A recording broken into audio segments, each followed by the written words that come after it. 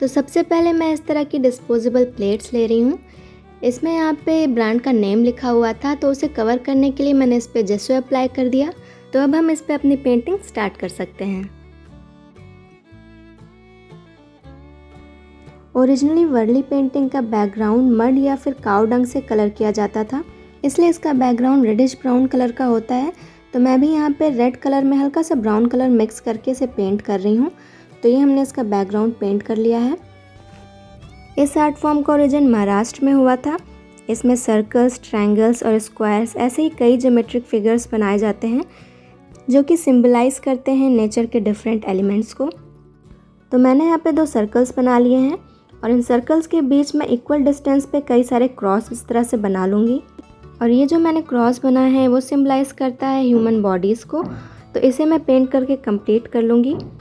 तो पेंटिंग के लिए यूजुअली राइस फ्लोर के मिक्सचर से कलर किया जाता था, तो इसके लिए मैं वाइट कलर का यूज़ कर रही हूँ और मैंने यहाँ पे एक्रेलिक कलर का यूज़ किया है। वर्ली पेंटिंग की थीम बाकी आर्ट फॉर्म्स की तरह माइथोलॉजिकल नहीं होती है, बल्कि इसमें डेली लाइफ की एक्टिविटीज़ दिखाई जाती हैं, जैसे कि हंटिंग, हार्वेस्टिंग या फिर घर के काम करती हुई लेडीज़, या फिर इसमें सेलिब्रेशन दिखाया जाता है और उसमें एक सर्कल के अराउंड कई सारे लोग मिलकर डांस करते थे। तो मैं भी एक ऐसा ही सीन बना रही हूँ। तो मैं यहाँ पे सर्कल के अराउंड कई सारी ह्यूमन बॉडीज़ बना रही हूँ। तो इस तरह क्रॉस के शेप में मैंने इनकी मेन बॉडी बना ली है और अब हम इसके लेग्स बनाएंगे और इसी तरह हम इसके बाकी के फीचर्स बना के इसे कंप्लीट कर लेंगे। तो कुछ इस तरह से मैंने इन फिगर्स के पैर और हाथ कंप्लीट कर लिए हैं। अब मैं फेस बनाने के लिए कॉटन बड का यूज़ कर रही हूँ। आप चाहें तो पेंट ब्रश से ही सर्कल्स बना सकते हैं।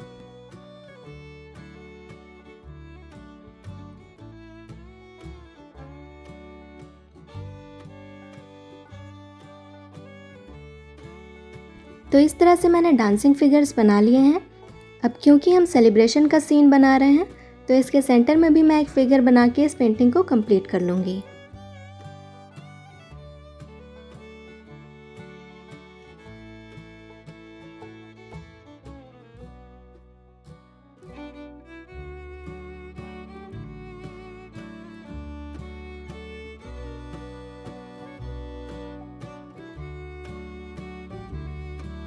अब लास्ट में मैं इसकी आउटलाइन बना लूँगी, जिसके लिए मैंने काफ़ी सिंपल पैटर्न रखा है। तो कुछ इस तरह से हमने अपनी वर्ली पेंटिंग कंप्लीट कर ली है।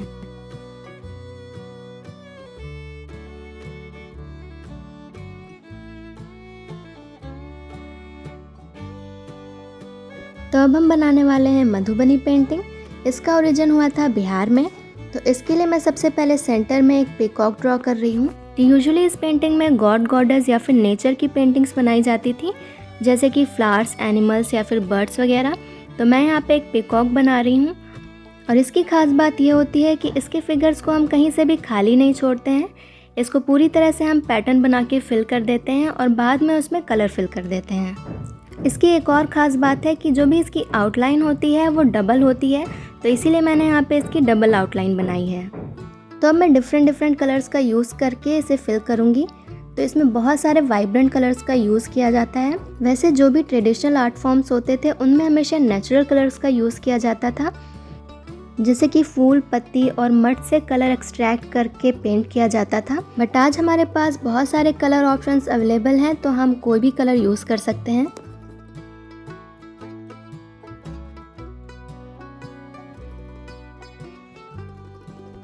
तो मधुबनी पेंटिंग में बहुत ही बारीकी से काम किया जाता है और जो भी फिगर्स होते हैं उनको बहुत डिटेल्स में फिल किया जाता है।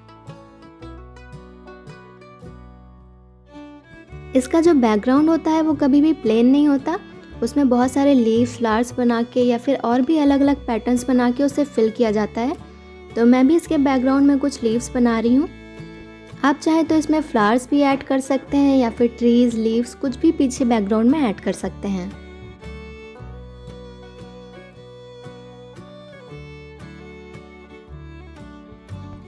अब जो इसकी आउटलाइन थी उसको थोड़ा अच्छे से दिखाने के लिए मैं यहाँ पे ब्लैक पेन का यूज़ कर रही हूँ और जो भी पैटर्न्स मैंने बनाए थे उसकी भी मैं आउटलाइन कर दे रही हूँ। तो जैसा कि मैंने बताया, इसका बैकग्राउंड कभी भी प्लेन नहीं रहता है, तो मैं एक लाइट स्केच पेन लेके कुछ पैटर्न्स बना के इसका बैकग्राउंड फिल कर दे रही हूँ। लाइट कलर मैं इसलिए यूज़ कर रही हूँ ताकि जो इसका मेन फोकस है वो सेंटर पे रहे। और अब मैं ब्लू कलर से इसका बॉर्डर बना के इसे कंप्लीट कर लूँगी।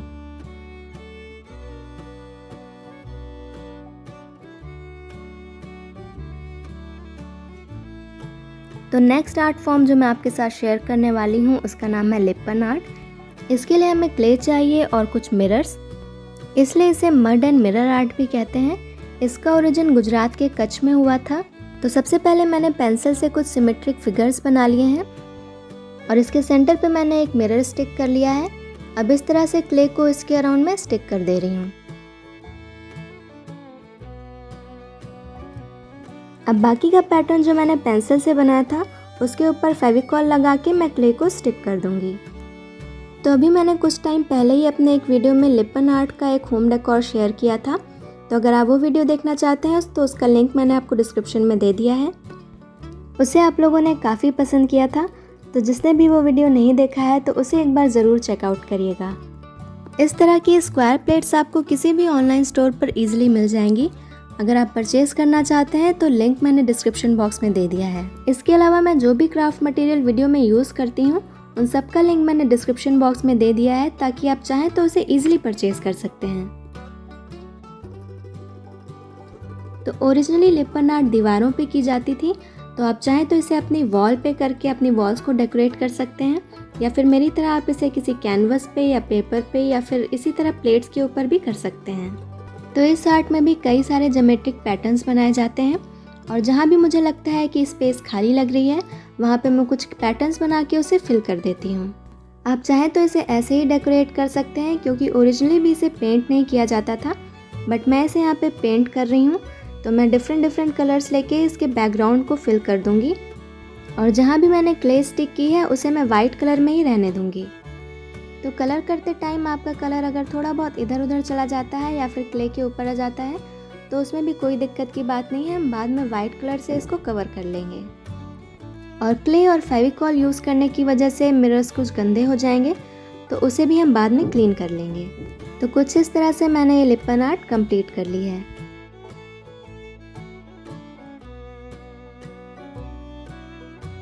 अब हम बनाने वाले हैं पिछवाई पेंटिंग। इसके लिए मैंने ऑलरेडी स्काई ब्लू कलर से इसका बैकग्राउंड पेंट कर लिया है और अब मैं लाइट पिंक कलर से इस पे कुछ लोटस ड्रॉ कर लूँगी। तो पिछवाई में ज़्यादातर श्री कृष्ण से रिलेटेड पेंटिंग्स की जाती हैं, जिसमें उनकी लीलाएं दिखाई जाती हैं और इसमें अलग अलग तरह के सीजन्स भी दिखाए जाते हैं, जिसमें से लोटस सिम्बलाइज़ करता है समर सीज़न को। तो इसी तरह मैं लोटस के कुछ फूल यहाँ पे बना ले रही हूँ। तो मैंने इन सारी पेंटिंग्स को बहुत ही बेसिक और बहुत ही ईजी रखा है, ताकि आप चाहें तो इसे ईजिली घर पे बना सकते हैं। तो इसी तरह से मैंने कई सारे लोटस बना लिए हैं। अब मैं ग्रीन कलर से इसकी कुछ बेल बना लूँगी। तो पिछवाई का मतलब होता है पीछे हैंग करने वाली पेंटिंग्स। तो इन्हें यूजुअली मंदिर में सुंदरता बढ़ाने के लिए मूर्तियों के पीछे हैंग किया जाता था, जिसमें ज़्यादातर कृष्ण लीलाएं दिखाई जाती थीं। अब मैं ग्रीन कलर का एक डार्कर शेड ले रही हूँ और बचे हुए पार्ट्स को भी कंप्लीट कर लूँगी।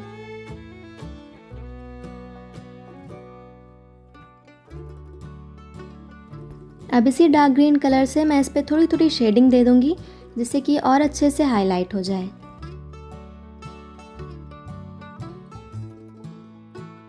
अब इसी तरह मैं लोटस को भी शेड देने के लिए मैं एक पिंक कलर का डार्कर शेड यूज़ कर रही हूँ।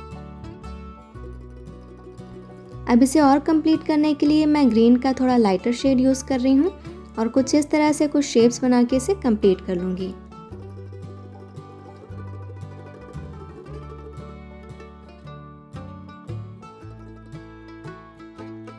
अब मैं एक ब्लैक पेन से इसकी आउटलाइन बना लूँगी और रेडी है हमारी ये पिछवाई पेंटिंग।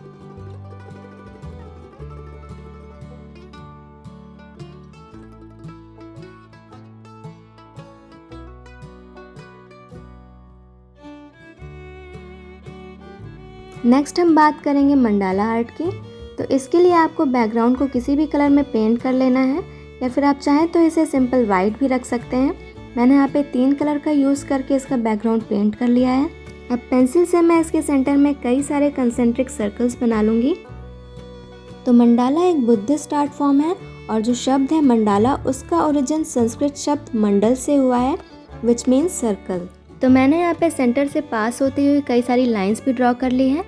अब मैं एक पेन की हेल्प से इस ड्राइंग को स्टार्ट करूँगी।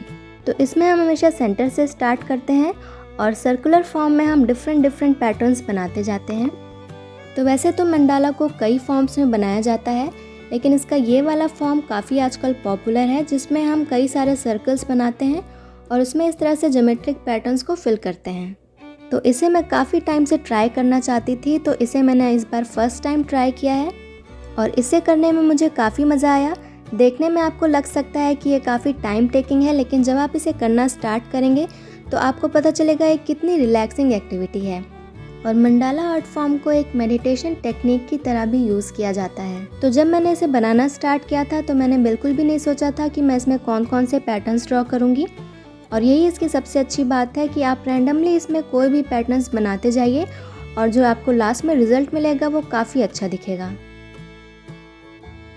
तो इसी तरह से मैं डिफरेंट पैटर्न्स और शेप इस पर ड्रॉ करती जाऊंगी और जो लास्ट में हमने जो लाइंस ड्रॉ की थी उन्हें मैं रबर से इरेज कर दूंगी, ताकि कहीं भी पेंसिल से जो हमने लाइंस बनाई थी वो दिखाई ना दें।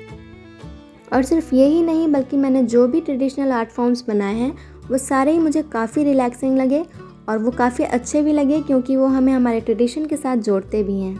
तो कुछ इस तरह से मैंने इसे अलग अलग पैटर्न्स बना के कंप्लीट कर लिया है और रेडी है हमारी ये मंडला आर्ट।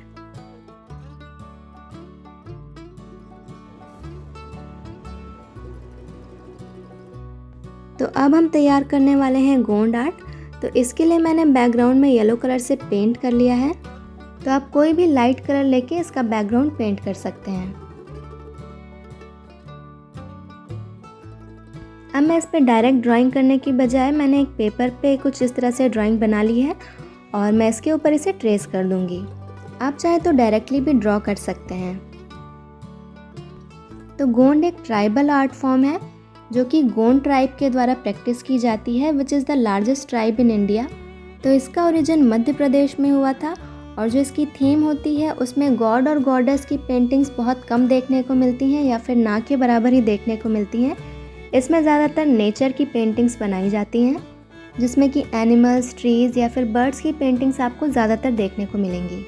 और इसकी खास बात यह है कि हम इसमें जो भी फिगर्स बनाते हैं उससे हम छोटी छोटी लाइंस और डॉट्स बना के उसे पूरा फिल कर लेते हैं। और इस पेंटिंग में भी बहुत सारे कलर्स का और वाइब्रेंट कलर्स का यूज़ किया जाता है। ओरिजिनली तो इसमें बहुत सारे नेचुरल कलर्स ही यूज़ किए जाते थे, लेकिन आजकल हम वाटर कलर, एक्रेलिक कलर्स या फिर पोस्टर कलर्स भी यूज़ कर लेते हैं। लेकिन इसे ईजी करने के लिए मैंने इसमें स्केच पेन्स का यूज़ किया है और मैं इसमें बहुत छोटे छोटे लाइंस और पैटर्न्स बना के इसे फिल कर लूँगी। और इसीलिए इस art form co dot and line painting भी कहा जाता है। तो इस पेंटिंग को करने के लिए आपको थोड़ा सा पेशेंस चाहिए होगा, क्योंकि सारी पेंटिंग को आपको बहुत ही छोटे छोटे पैटर्न्स बना के फिल करना होता है। तो क्योंकि इस आर्ट फॉर्म में नेचुरल चीज़ें ही दिखाई जाती हैं, इसलिए मैंने यहाँ पे एक एनिमल फिगर ड्रॉ किया है। और इस आर्ट फॉर्म में आपको देखने को मिलेगा कि एक ही फिगर में आपको कई सारे डिफरेंट कलर्स देखने को मिल जाएंगे, इसीलिए मैंने इसे 2 कलर में कंप्लीट किया है। अब मैं एक ट्री बना रही हूँ और उसे भी मैं इसी तरह से छोटे छोटे डॉट्स और लाइंस बना के कंप्लीट कर लूँगी।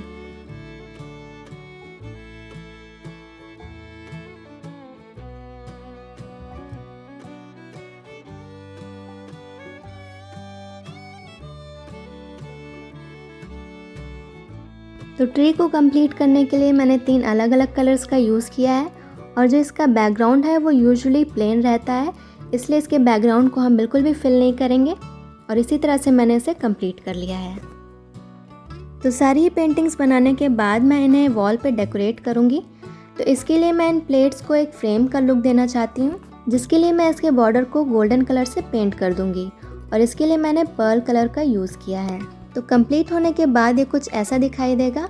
अब इसको वॉल पे स्टिक करने के लिए मैं इसके लिए डबल साइडेड टेप यूज़ कर रही हूँ, क्योंकि ये पेपर प्लेट्स काफ़ी लाइट वेट होती हैं, इसलिए डबल साइडेड टेप की हेल्प से ये ईजिली वॉल पे स्टिक हो जाएंगी। और ये रहा इसका फाइनल लुक। तो फाइनली जो इसका लुक आया है वो मुझे काफ़ी पसंद आया। तो एक ही वॉल पे इंडिया के अलग अलग स्टेट से जो आर्ट फॉर्म्स मैंने इस पे बना के लगाए हैं वो इस वॉल को बहुत ही कंप्लीट लुक दे रहे हैं।